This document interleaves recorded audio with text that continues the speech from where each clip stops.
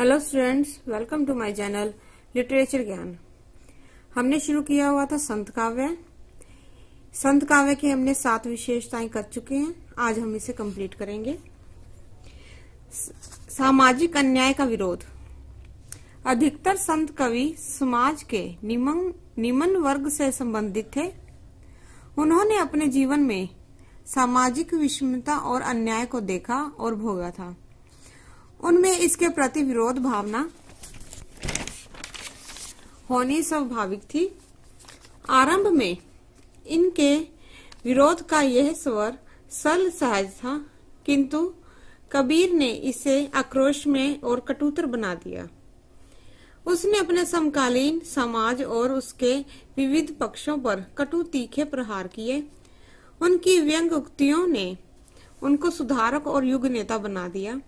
आज तक हिंदी में ऐसा जबरदस्त व्यंग लेखक पैदा ही नहीं हुआ। लोक कल्याण की भावना। यह संत कवि मात्र विरोधी नहीं है। इनके व्यंग विरोध का मूल उद्देश्य लोक कल्याण करना है। वह तो सबको हरि का बंदा मानते हैं। वह लोक कल्याण भी ब्रह्म आडंबरों से नहीं, मन की पवित्रता से करते हैं। माया से सावधानता।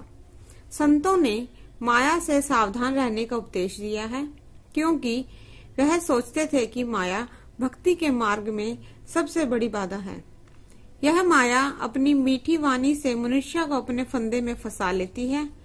माया बाधा अज्ञान की देन है और इसको गुरु ज्ञान से ही दूर किया जा सकता है। कबीर माया के विषय में कहते हैं, कबीर माया मोहनी मोहे जान सुजान, भागा ही छूटे नहीं भर भर मारे बाण। नारी के प्रति निंदा परक दृष्टिकोण। संत कवि नारी के नहीं वरन उसके कामिनी रूप के विरोधी हैं। कारण समाज में नारी के भोग्य रूप की प्रधानता होना। कबीर भी अन्य संतों की भांति नारी को नरक का द्वार, अवगुणों की जन्मदाता, मोहिनी, ठगिनी, विषैली आदि ना जाने क्या क्या कहा है। कबीर के शब्दों में, नारी की झाई परत अंधा होत भुजंग, कबीरा तिनकी क्या गति जय नित नारी के संग। श्रृंगार रस। श्रृंगार रस का मूल भाव है रति। यद्यपि संत कवियों ने ईश्वर को निर्गुण निराकार माना है, किंतु जहाँ प्रेम भाव का संबंध है, उन्होंने ईश्वर पर पति का और जीवात्मा पर पत्नी का अध्यारोप किया है, करते हुए विरह भावना की बड़ी मार्मिक अभिव्यक्ति की है। अहम भावना का परित्याग। अहम भावना का परित्याग संत कवियों ने ईश्वर प्राप्ति के लिए अनिवार्य माना है।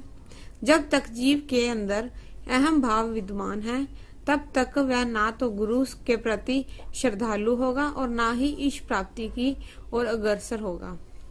ईश्वर का सानिध्य तो जीव को अहम भावना से के परित्याग के पश्चात ही हो सकेगा। यथा जब मैं था तब हरि नहीं, अब हरि है मैं नाही। जन भाषा के पक्षपाती। संत कवियों की भाषा जन साधारण द्वारा ग्रहित थी। यह संत कवि ब्राह्मणशील थे। अंत इनकी भाषा पंचमेल खिचड़ी थी या सधुकड़ी के नाम से जानी जाती है। उसमें ब्रज, अवधी, खड़ी बोली, राजस्थानी, पंजाबी, अरबी, फारसी आदि सभी भाषाओं के शब्दों का प्रयोग देखने को मिल जाता है। सधुकड़ी भाषा ज्ञान मुक्तकशाली, प्रतीकात्मकता आदि अन्य शालीगत विशेषताएं भी जो संत काव्य की विशेषताएं हैं, कबीर काव्य में भी उपलब्ध हैं। अंत ये कहा जा सकता है कि कबीर काव्य में संत मत की सभी प्रमुख विशेषताएं विद्यमान हैं और वह संत कवि माला में सुमेरु की भांति महत्वपूर्ण है। आलोचकों का कबीर को अपने युग का गांधी कहना सर्वथा उपयुक्त है। संतों ने कृष्ण भक्त कवियों के समान समाज और राजनीति के प्रति आंखें नहीं मूंद रखी थी। संत काव्य में उस समय का समाज प्रतिबिंबित है। सारांश रूप से हम कह सकते हैं कि संत काव्य नाथ पंथियों, वैष्णवों, सूफियों आदि का संवित रूप था। इन संत कवियों ने सीधी सादी सरल भाषा में जहाँ एक और ईश्वर विषयक अनुभूति को व्यक्त किया है, वहाँ समाज में विद्यमान हिंदू मुस्लिम वैमनस्य तथा ऊंच नीच की भावना को भी दूर भगाने का स्तुत्य कार्य किया है।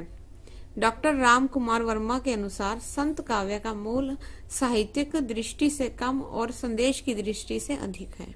धन्यवाद।